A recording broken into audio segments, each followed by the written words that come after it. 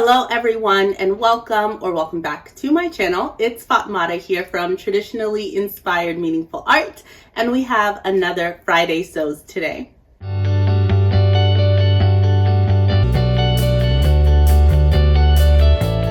So thank you so much to Jen from Today in Jen's Sewing Room for creating this hashtag where we get together every week to talk about what we have been up to in the sewing room. So in this week's rendition, I have two makes in progress that I want to share with you. And the first is going to be this lovely floral shirt dress that I'm working on. So this top bodice part right here is from the gorgeous S9114. So this is a MeMadeMay style pattern that I have used this year already, and I'm smitten with it. And I don't know why I didn't make this my Make 9 shirt dress pattern, but I'm really excited that I've taken to it so much. The reason why I selected this for my floral print fabric, which I had 2.5 yards of, is because of how boxy the top is. The way that the sleeve is actually cut out does not have a really large or steep sleeve cap, which I really like about the pattern piece. And then all of the other pieces are quite boxy, which doesn't waste a lot of fabric in the cutting process because it's this drop shoulder, low sort of steepness in the sleeve cap. So I was able to sort of fit a lot of the pattern pieces for my size, which I cut a size 10 in this pattern, and was able to sort of get it, economize the fabric is the best way to say it. So I was trying to find a pattern or a way that I could get a really nice, wearable, enjoyable garment for me out of the fabric yardage that I had. I didn't necessarily have something in mind when I purchased this fabric last year from Mood Fabrics online. Last I checked, there was 1.5 yards of it. So don't know if this is still available, but I absolutely love it. I did not have enough to cut out the same fabric for the undercollar, so I used that navy and white gingham that is just making an appearance all up and through the sewing room at the moment. And this is a beautiful sturdy cotton fabric as sort of the undercollar there to go with all of that lovely navy that is throughout. And Jen from Today in Jen's Sewing Room asked a question this week about whether you are a geometric or a florals kind of sewist. And I'm a floral person, though I don't want to be.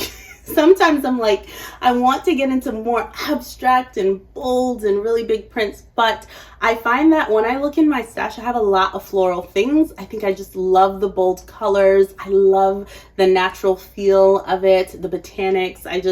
I'm smitten with it. So listen, I'm a florals kind of gal. I try to, make my way into some abstract and geometric things here and there. It's not something that I think I intentionally do, but when I look at my fabric stash, there's a decent amount, aside of course from like the solids, but a lot of my prints tend to be floral, and I'm not sure if that's just because often that's what you find in stores. So sometimes I do see myself trying to be very strategic and not always gravitate to the florals. But this make right now that I'm working on is a really good indication of that. And I am doing French seams throughout, so I really love just like taking a peek inside of the garment because it's so good. If I haven't already said it, this is a cotton voile, again purchased from Mood Fabrics online.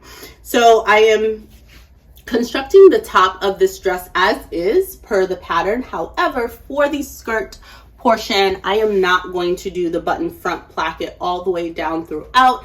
It would eat up about 4 inches of fabric, just thereabouts, to do sort of the fold over. And I wasn't interested in doing that since I had such limited fabric. So what I've done is I have cut the remaining yardage of fabric into like 3 almost equal strips. And I plan to do a tier that is just the width of the fabric, which might be about 54 or so inches, and then a bottom tier that is 2 times that, so it can gather into that previous year.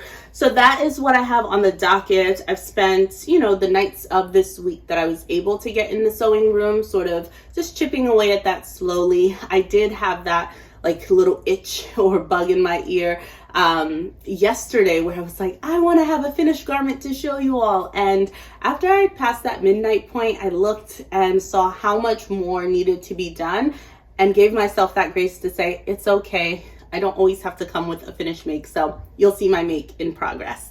In addition to that, I also cut out one additional pattern, something else that is not a stranger to the sewing room at the moment. That is McCall's 9358. So this was a thrifted pattern that I purchased some time ago, and I am just loving the boxiness and sort of the easy flow of this top. So I am going to be making the collared version. Now, as I was cutting this out, I had just finished cutting out the 9114 from Simplicity. And for that one, you sort of just turn in the front of the shirt front twice to create the button front placket. So this section right here, it doesn't have like a separate facing.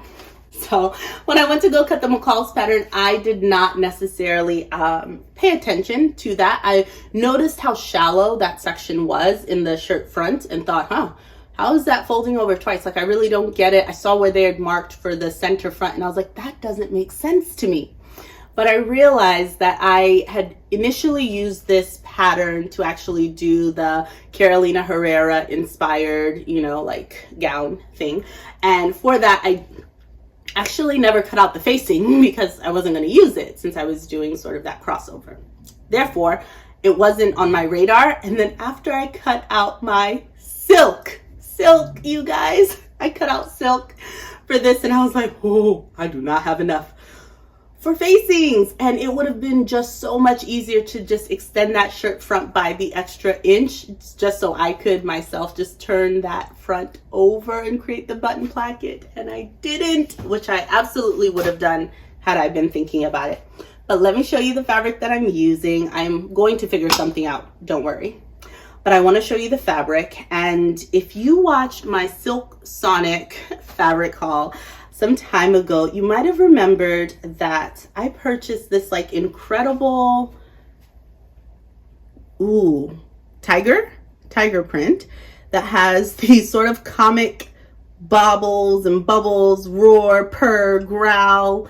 This fabric is just so incredibly luscious and glorious. And because it's silk, I think it's going to be super breathable. And I just can't wait to have it as like a shirt that I can toss over like a maxi dress or anything really, a pair of jeans, you know. And the colors are very autumnal, I know, and a lot of orange in here. I don't care. I just can't wait to make it. With this month being the month where I just sew up the things that I'm really enjoying and that are capturing my attention, that is something that has been in my stash that I wasn't even sure if I could get a full shirt out of, and I'm making it happen now that I'm discovering shirt patterns that really do work for me. So some of those silks that I've been kind of holding on to, really hoping to find something, I'm discovering that I'm enjoying the process of actually sewing them up. So stay tuned for more of that. But those are the two things that I have in the works right now. And I hope that by next Friday sews, I can share with you the finished items. I'm really looking forward to this weekend to sort of get stuck into sewing up these two makes. One of the things that MeMadeMay is kind of showcasing to me is that I love wearing dresses. So speaking of which, right now I am wearing a dress that I made for my birthday in 2020, and it is from a Nicole Miller rayon fabric that was at Joann's years ago. I've had this fabric for years, so obviously not available there, but it's like this patchwork. I loved the colors in it and I really enjoyed making this. I was so proud of it at the time, and now I look back and I'm like, ooh, so many things that I could have done differently. It has some satin fabric. It's gapey in the back. The neck is too wide, but I love it. So that's what I'm wearing, and it is fully self-drafted, by the way. I have set aside all the fabrics that I want to put up in a Destashify or like sale site, and I hope to do that. So for Thrifty Thursday, I picked these up last week. I just didn't share for whatever reason. So here it's this ironing board cover that is actually scorch proof. So I hope to try and utilize this. I haven't opened it, but I think it does just cover like an ironing board, which I don't really use my ironing board as much as in a closet somewhere. But in addition, I found this little pack. I got an assortment of threads, but the real reason why I nabbed this set is because of this really nifty item that I saw through the pouch, which is a tracing kit from Dritz. So essentially, I believe you put this tracing paper like on top or under the fabric and the pattern, and then you could use your tracing wheel to like get the inky side of this tracing paper onto your fabric. I don't know, there are different colors. It's getting on my hand, so I'm not going to pull it all the way out, but they have some different colors in there, and it comes with the tracing wheel. I have some, but this is really nice.